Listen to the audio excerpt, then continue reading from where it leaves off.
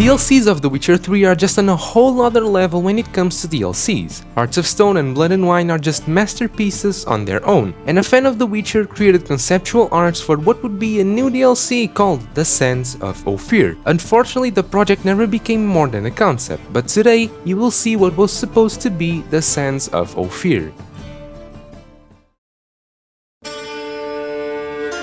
This project was created by Alexandra Tokaryuk. I'm sorry if I'm mispronouncing it. Alexandra created this in 2017, and it was supposed to be after Blood and Wine, so you see why it wasn't the best for The Witcher 3 for this to happen. With the perfect ending of Blood and Wine, it would be hard to mess that up. But I can't lie, the art created for this is great. Look at this, even a new Witcher school was created, the Scorpion School. The Scorpio armor goes very hard, all the environments look good. The new Witcher school, which wouldn't be that hard to implement since CD Projekt Red already did that with other schools, mainly the School of the Viper, the School of the Crane, the School of the Manticore and the School of the Bear. Those 4 schools were all created by CD Projekt Red for the games. Obviously, new main characters, probably the quote-unquote villains, Princess Nursha and Selim the Magnificent. Of course, new swords for Geralt, which look very cool, and even new bombs, the Sand Spears, Sand Star and the Sand Tornado. This is so well done and very complete. The DLC is obviously heavily inspired by the Egyptian and Arabian mythologies, clearly, and that's not a bad thing, that's actually really great. But how would the story fit in with The Witcher 3? Let's see the synopsis. The Sands of Ofir, the extension for the story of Geralt of Rivia.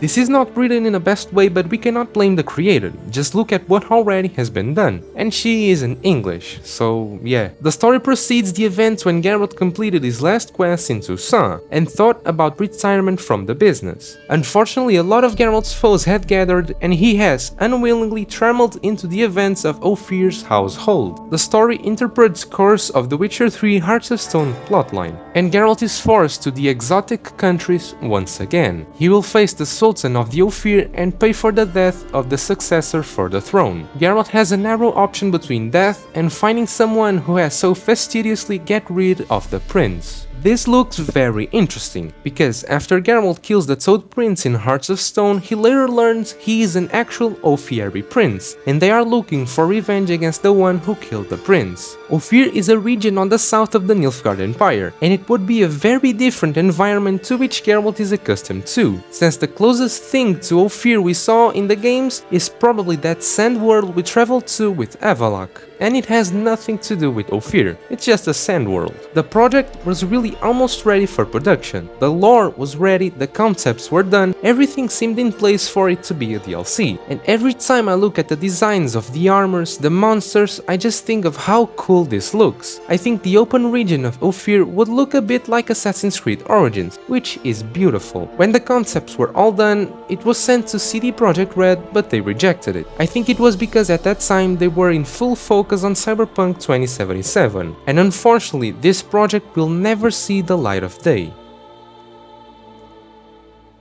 Or is it? Some fans on the Witcher 3 subreddit after CDPR launched the Red Kit, which lets players do whatever they want in the game, really, whatever they want, even create new worlds, and even new quests. The Revenge of Ofir project was revealed. And this is a serious project, but unfortunately their work is not related to the Sands of Ofir. I think it would be awesome if it was, but let's see what comes out in this fan project. After seeing this, would you like to have played the Sands of Ofir? I'm still on the edge. I would love to have played it, but maybe before Blood and Wine. I think it would connect better with the story. Thank you for watching, and if you can help in the development of Revenge of Ofir, I will leave their email in the description. Once again, thank you for watching.